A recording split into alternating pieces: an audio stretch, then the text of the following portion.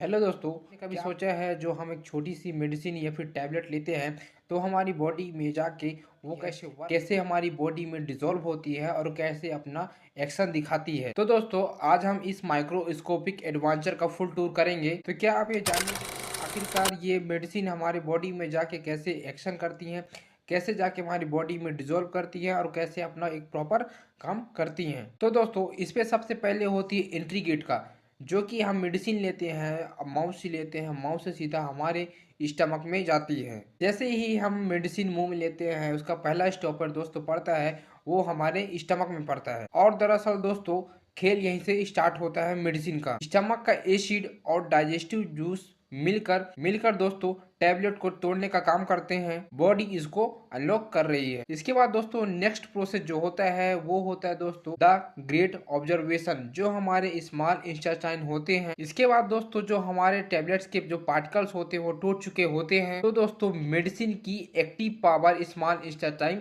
Absorb करती है। ये प्रोसेस दोस्तों ठीक वैसे ही है जैसे कि कोई दोस्तों सीक्रेट एजेंट ब्लड स्ट्रीम में जाकर मिशन स्टार्ट करें, जो दोस्तों बॉडी के वेन्स एंड कैपिलरीज होती हैं। ओवरऑल दोस्तों ये सब मिलकर जो ड्रग होती है उसको पिकअप करती है और दोस्तों पिकअप करने के बाद ये सब ब्लड स्ट्रीम में ले जाती हैं और यहीं पास होती है सबसे important movement, medicine official on होती है। इसके बाद दोस्तों जो नेक्स्ट प्रोसेस होता है वो होता है राइट टू द टारगेट, जो कि दोस्तों इसमें अब मेन रोल आता है, जो कि होता है ब्लड स्ट्रीम का होता है। इस पे क्या होता है, जो अपन टेबलेट लेते हैं या फिर मेडिसिन लेते हैं ये ब्लड के थ्रू दोस्तों पूरी बॉडी में ट्रेवल करती है। और जो दोस्तों हमारा हार्ट होता है ये एक ट्रू पंप जैसे काम करती है। ये हमारी मेडिसिन को, हमारी जो अपन मेडिसिन खाते हैं ये ब्लड के थ्रू पूरी बॉडी पे फैला देती है, जिससे दोस्तों अगर हमको कहीं अगर पेन हो रहा है या फिर इन्फेक्शन है या फिर हमको एलर्जी है या फिर हमको अदर डिसीजेस, अगर दोस्तों हमको बॉडी में कहीं भी किसी भी प्रकार की अगर समस्याएं होती हैं तो मेडिसिन सीधा जाकर वहां पास जाके अटैक करती है। ठीक है दोस्तों, इसके बाद हमारा नेक्स्ट प्रोसेस होता है वो होता है रियल वर्क।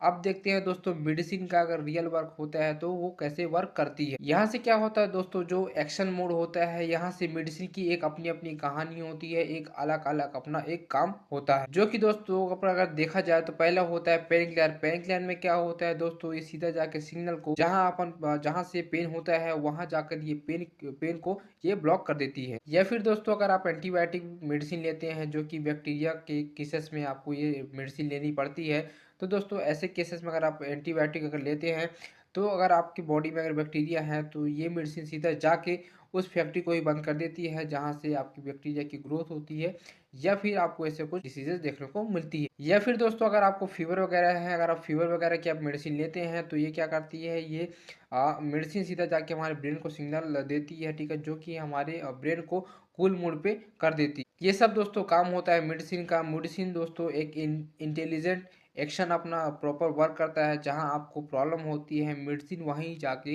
अपना काम कर, ठीक दोस्तों जब मेडिसिन अपना काम कर लेती है, अपना वर्क वो कर लेती है, तो उसके बाद दोस्तों ये लीवर और किडनी में जाती है। इसके बाद दोस्तों जो बची हुई मेडिसिन होती है, जो कि हमारी बॉडी के रिक्वायर्ड से जो बचा हुआ मेडिसिन होती है वो हमारे लीवर और किडनी पे जाती है, जो कि हमारी किडनी उस चीज को फिल्टर कर देती है। ठीक दोस्तों, इसके बाद किडनी का जो काम था मैंने आपको बताया। बाकी जो बेस्ट जो मेडिसिन होती है, जो बॉडी के रिक्वायर्ड्स के जो बची हुई मेडिसिन होती है उसको दोस्तों बॉडी से सिंपल तरीके से किडनी बाहर कर देती है। ठीक है, मतलब दोस्तों मेडिसिन अपना काम चुपचाप करके गुड बाय बोल देती है। तो दोस्तों मैंने आपको बताया इस पे मेनली 4 से 5 प्रोसेस होती हैं। पहला होता है एंट्री गेट होती है जो हमारी माउथ से स्टमक तक होती है। ठीक है, उसके बाद दोस्तों ऑब्जर्वेशन होता है, ठीक है, जो कि हमारी बॉडी स्मॉल इंटेस्टाइन जो कि हमारा ऑब्जर्व करती है मेडिसिन को, इसके बाद ब्लड स्ट्रीम में डालती है। ठीक है, उसके बाद दोस्तों हमारी बॉडी को एक्शंस देती है। ठीक है, वो मेडिसिन अपना जाके अपना वर्क करती है। ठीक है, उसके बाद दोस्तों हमारा किडनी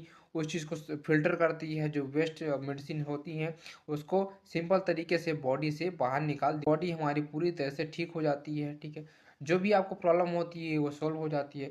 तो दोस्तों ये था फुल नॉलेज। ठीक है, अगर आपको वीडियो अच्छी लगी हो तो प्लीज़ लाइक सब्सक्राइब करें। कहते हैं डॉक्टर मेडिसिन देता है और बोलते हैं आप सुबह खाइएगा और शाम को खाइएगा। क्या आपने कभी सोचा है आखिरकार मेडिसिन डॉक्टर सुबह और शाम को क्यों बोलते हैं, दोपहर और नाइट को क्यों नहीं बोलते कि आप ये मेडिसिन खाएं? आखिरकार दोस्तों इसके पीछे क्या कोई मैजिक है या फिर डॉक्टरों की मनमानी? अगर दोस्तों अगर आपने ये रीज़न समझ लिया तो आपकी 50% मेडिसिन इफेक्ट बढ़ जाएगा और आपके 50% साइड इफेक्ट कम हो जाएंगे। तो चलिए दोस्तों आज हम बॉडी के अंदर चलते हैं और समझने की कोशिश करते हैं आखिरकार टाइमिंग का मैजिक क्या है। क्या दोस्तों आपको भी यही लगता है कि हमारी बॉडी चौबीसों घंटा एक ही पावर पे काम करती है? तो दोस्तों अगर आप ये समझते हैं, अगर ये आप सोचते हैं तो आप गलत हैं। अगर ये गलत है तो दोस्तों आखिरकार सही क्या है?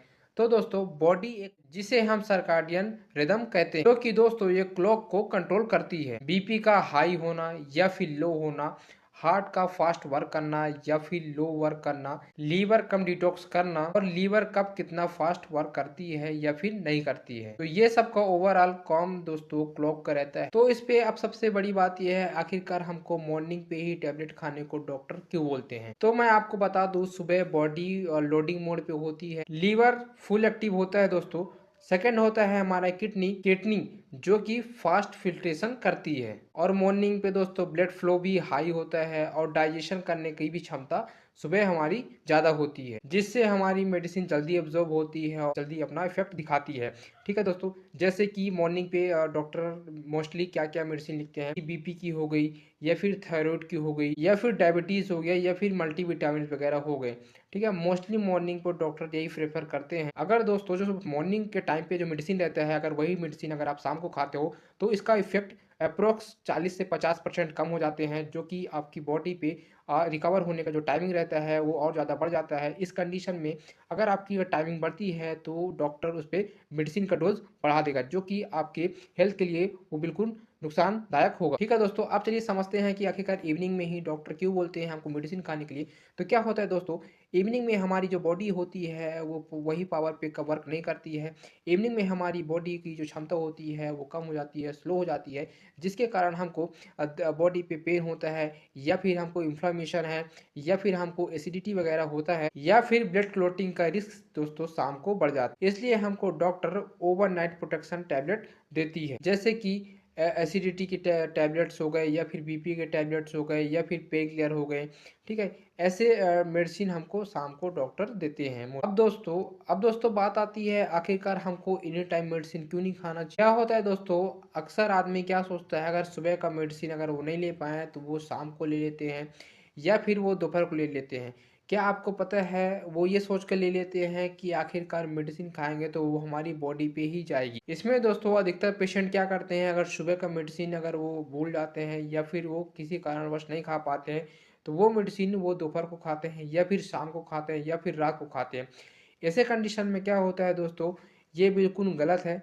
इस पे क्या होता है, गलत टाइमिंग, गलत ऑब्जर्वेशन, जिसका रिजल्ट दोस्तों गलत आता है, जो कि अगर वो सही टाइम पे अगर नहीं मिलता, अगर वो क्लॉक के हिसाब से अगर मेडिसिन नहीं मिला तो दोस्तों उसमें ऑब्जर्वेशन का टाइम हाई हो जाता है और उस पर आपके मेडिसिन का जो इफेक्ट होता है, रिकवरी करने का जो चांसेस होता है वो वेरी लो हो जाता है। जैसा कि दोस्तों मैंने आपको बताया, सुबह लीवर फास्ट काम करता है, किडनी फास्ट फिल्ट्रेशन करती है। अगर दोस्तों यही अगर हम देखें तो नाइट पे या फिर शाम को हमारी किडनी और हमारे लीवर दोनों कम वर्क करते हैं, वो स्लोली स्लोली वर्क करते हैं, जो कि ऑब्जर्वेशन वो कम हो पाता है। ठीक है, तो उसकी प्रोटेक्टिंग टाइम ज़्यादा हो जाती है। इस कंडीशन में दोस्तों रिकवरी टाइम कुछ ज़्यादा हो जाता है, उसके कारण हमको मेडिसिन का डोज बढ़ाना पड़ता है, जो कि हेल्थ के लिए बिल्कुल हानिकारक होता है। और दोस्तों इस पे कई कंडीशन भी बनते हैं, रात को अधिकतर मेडिसिन ना देने के कई कारण और भी हो सकते हैं, जैसे कि कुछ डेंजरस मेडिसिन होती है। तो दोस्तों इसके पीछे कोई डॉक्टर की मर्जी नहीं है, ये क्लॉक के हिसाब से चलते हैं। अगर क्लॉक के हिसाब से चलेंगे तो मेडिसिन जल्दी अब्जॉर्ब होगी बॉडी में और जल्दी अपना रिएक्शन दिखाएगी। अगर दोस्तों इसको डिटेल में समझे तो समझिए, अगर एक पेशेंट को अगर बीपी की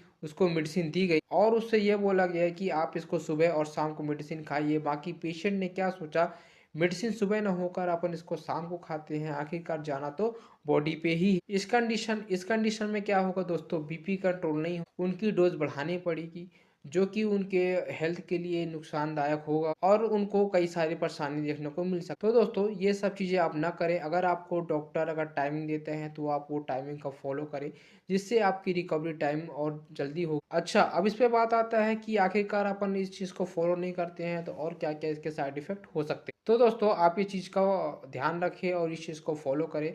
अगर आपको वीडियो अच्छी लगी तो प्लीज़ वीडियो को like and subscribe and comment करना ना भूलें। अगर आप में भी रिश्तेदारों में या फिर दोस्तों में अगर ऐसा कोई पेशेंट है जो अपनी मर्ज़ी से टैबलेट या फिर कैप्सूल वगैरह खाते हैं, तो आप ये वीडियो उनके साथ शेयर करना ना भूलें।